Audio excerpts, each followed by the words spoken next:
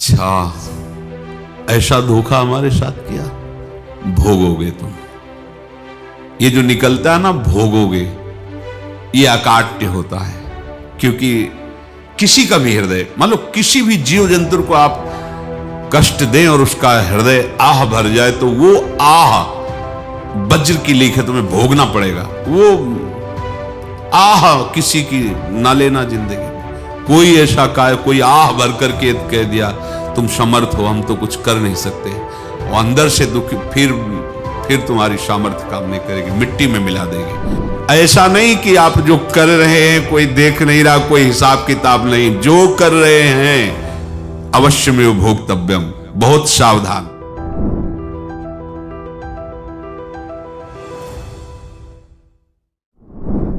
जीव स्वयं नित्य निरंतर कर्मों के जाल को रच रहा है और अपने आप को बांध रहा है।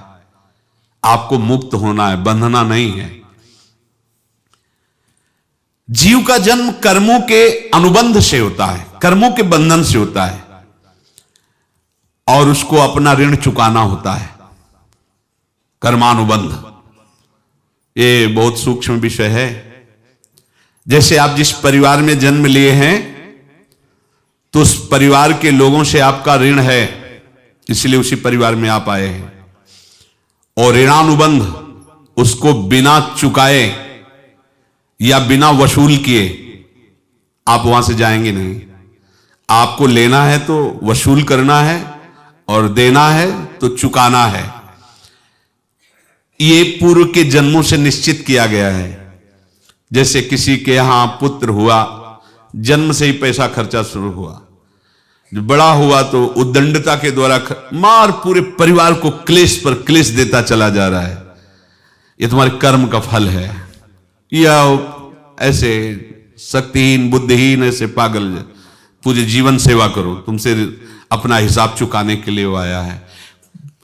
अब परिवार के जो सदस्य जुड़े आके, मतलब पत्नी आते ही पूरी हृदय में आनंद, परिवार में आनंद, और जीवन भर वो आनंद ही सुख देने के लिए उसका जन्म हुआ। वो अपना ऋणानुबंध मुक्त, और आते ही भयंकर क्लेश खड़ा कर दिया, बीच में दीवाल और झगड़ा वैसा, फिर अतरे दिन मारपीट शुरू, कलह अशांति, पूरा जीवन नरक हिसाब करने आए।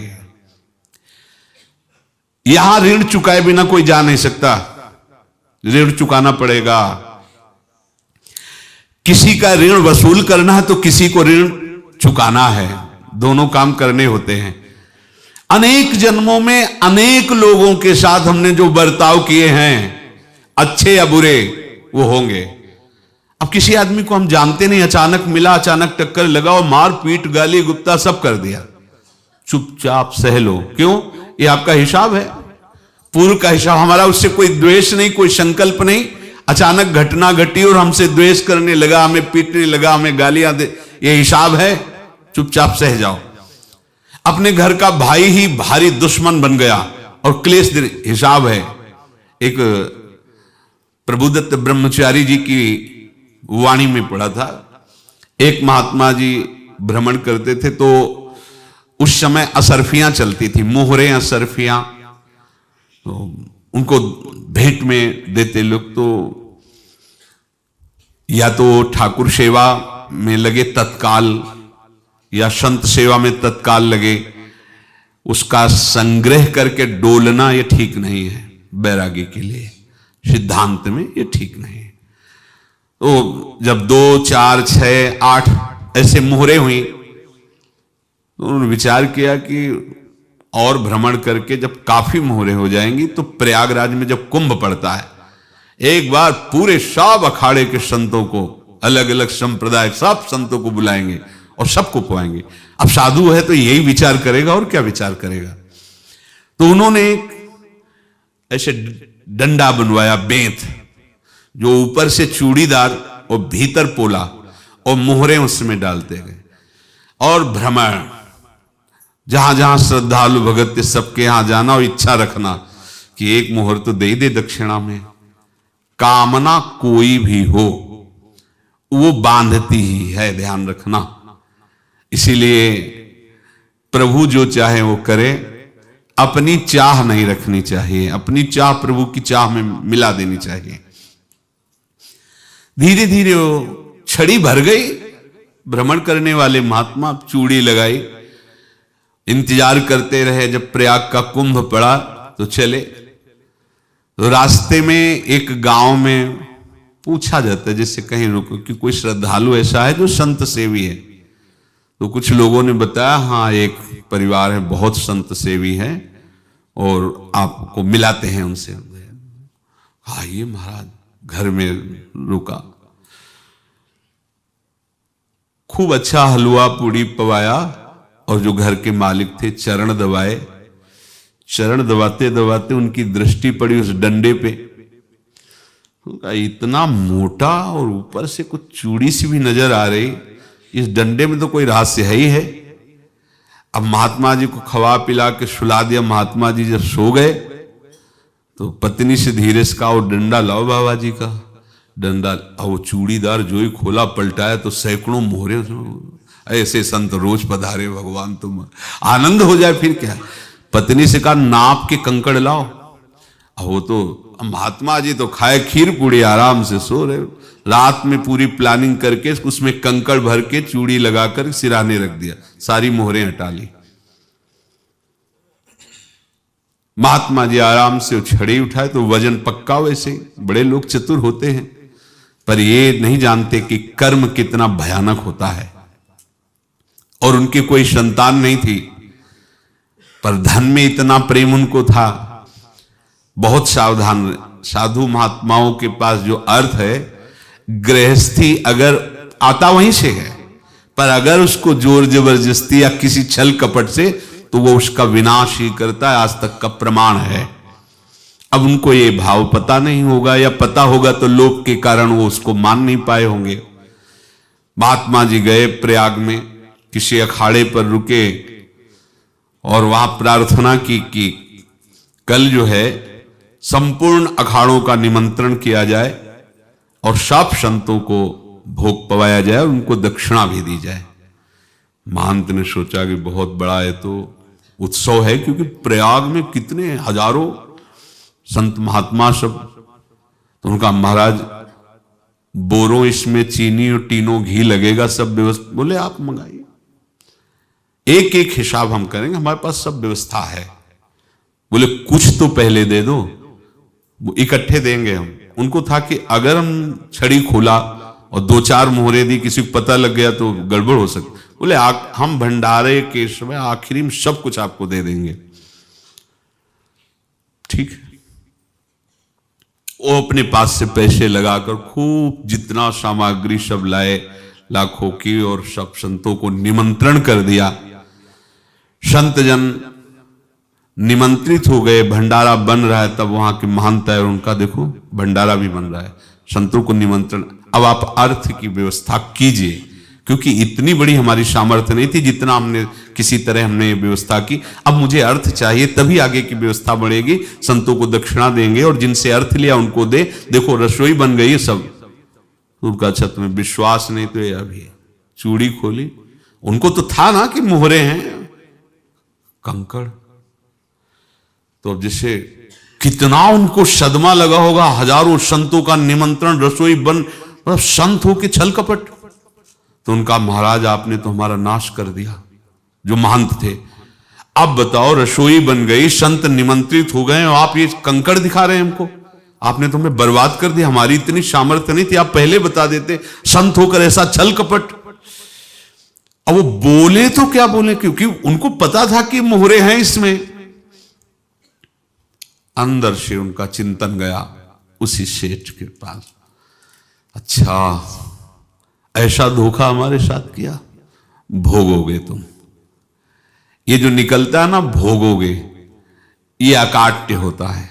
क्योंकि किसी का भी हृदय, मान लो किसी भी जीव जंतु को आप कष्ट दें और उसका हृदय आह भर जाए, तो वो आह वज्र की लीक है, तुम्हें भोगना पड़ेगा। वो देखो भीष्म जी को भोगना पड़ रहा है ना। सांप को ऐसे धनुष की नोक से उठाया और बंबूल के कांटों के ऊपर फेंक दिया, कई दिन तक शेदा हुआ, वो आह भर करके मरा। तो आपको 6 महीने बाणों की सैया पर आह किसी की ना लेना जिंदगी में।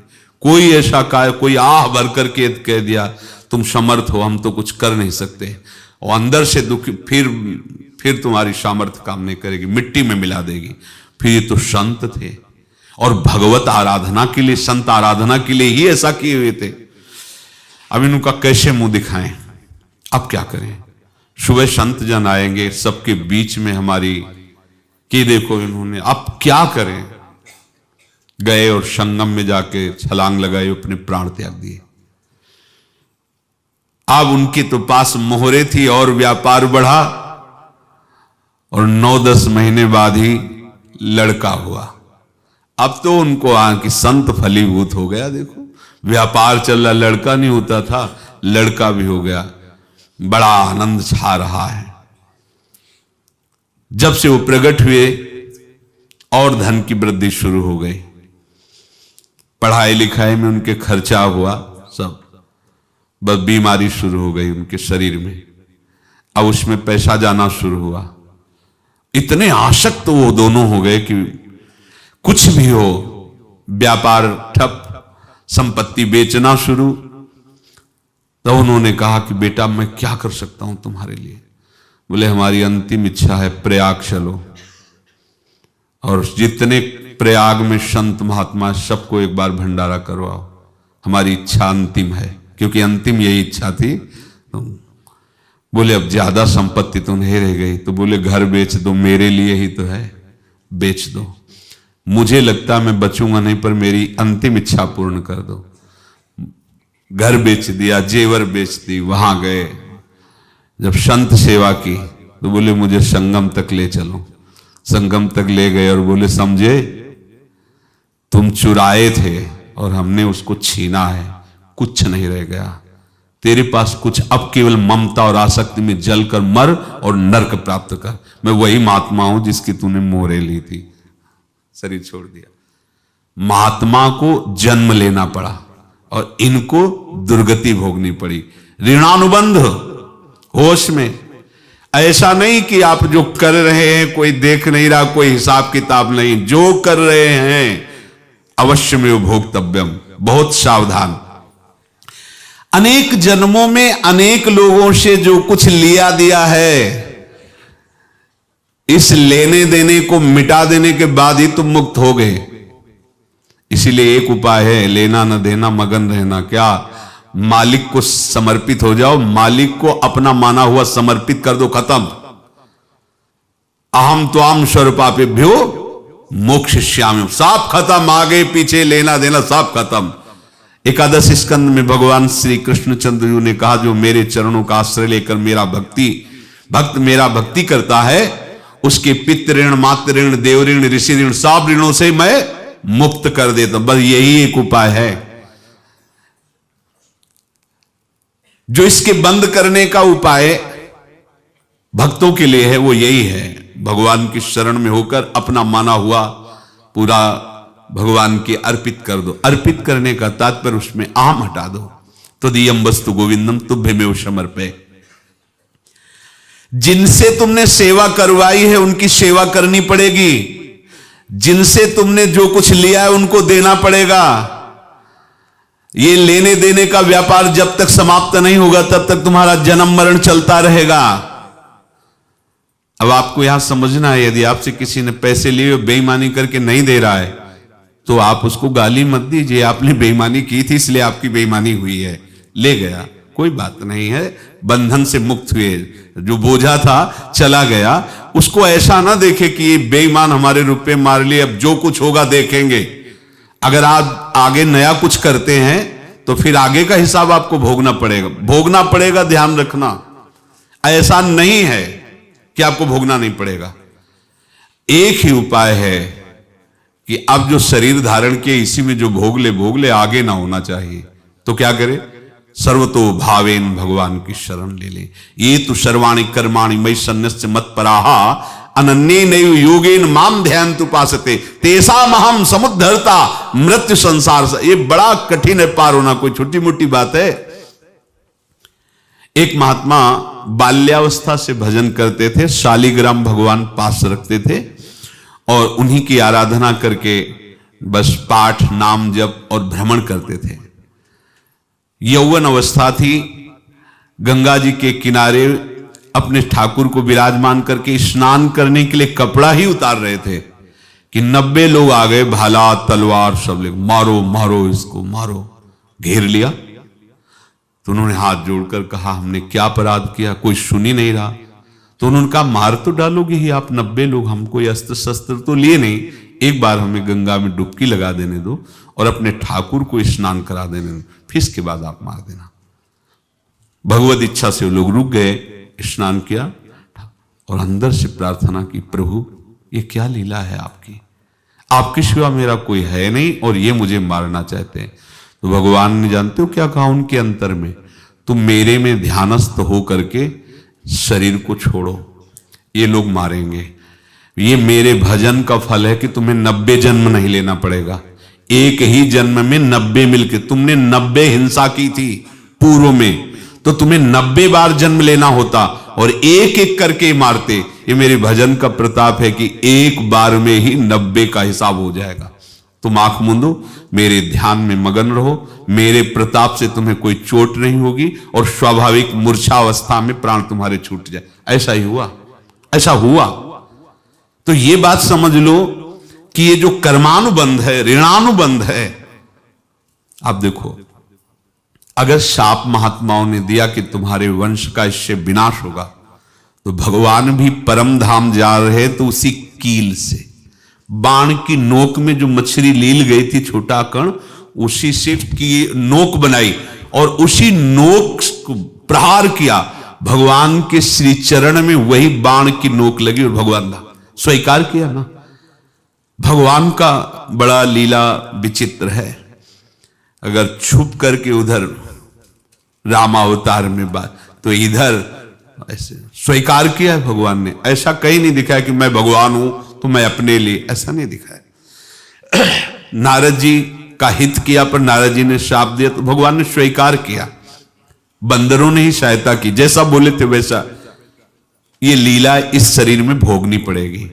हाँ, ज्यादा को कम में भुगता देंगे, पर अब अगला शरीर ना मिले, इसके लिए सर्वतो भावेन भगवान के आश्रित हो जाए। जैसे आपने दुकान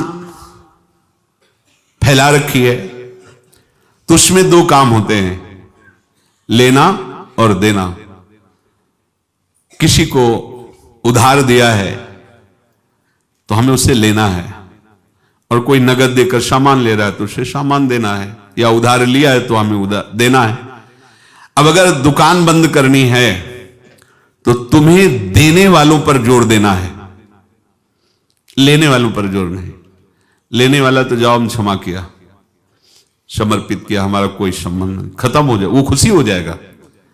लेकिन देने वाला तुम अगर दुकान भी उठा दोगे तो जहां भी रहोगे तुम्हारे पास वो आएगा, लाइए हमारा। तो देने पर नजर रखिए, जिसका जिसका हिसाब है वो आपके सामने आता जाए, हटाते जाओ। लेने पर नजर मत रखिए और दुकान फौरन उठा दीजिए, नहीं अगर लेते देते रहे तो चलता रहेगा।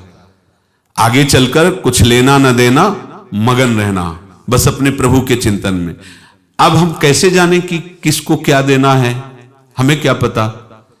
तो हम पूरा हिसाब जिनको पता है उनको दे देते हैं, समझ रहे हो? उनको पता है क्या लेना है क्या देना है, तो इनके पास पहुंच गए, सरकारी हिसाब से सब बराबर कर देंगे। हमको अपनी जिम्मेवारी इनकी चरणों में समर्पित कर देना है, तभी हम जीवन मुक्त होंगे। ये रहस्य की बात है।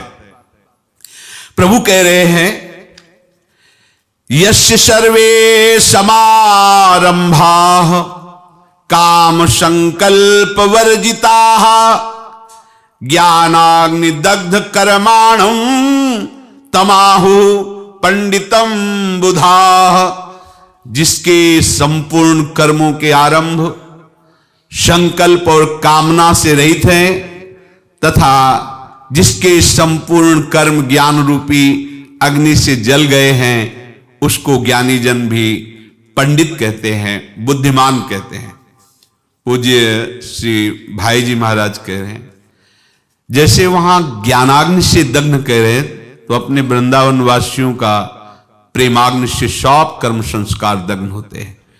जिस समय आपके हृदय में भगवत प्रेम का प्रादुर्भाव होगा तो लेश मात्र कभी तुम्हें दुख नहीं भोगना पड़ेगा।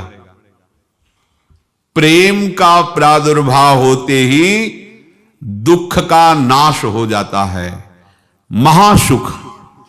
जब प्रेम का प्रादुर्भाव होगा तो समस्त पाप भस्म हो जाते हैं, अशांति नष्ट हो जाती है, संसार ज्वाला स्पर्श भी नहीं कर सकती है। जब भगवत प्रेम का प्रादुर्भाव होता है तो हो सकता है उस उपासक के जीवन में दुखों का पहाड़ टूट पड़े, परिवार खिलाफ, शरीर रोगी, अव्यवस्था, बहुत बहुत कुछ, सब कुछ। कह रहे हैं इतना सब होने पर भी उसके हृदय में कोई भी दुख नहीं होता। ऐसा सामर्थ्यशाली भगवत प्रेम है। भगवान के चरणारविंद का जिसके हृदय में प्रेम है, भारी से भारी दुख भी उनको विचलित नहीं कर सकता।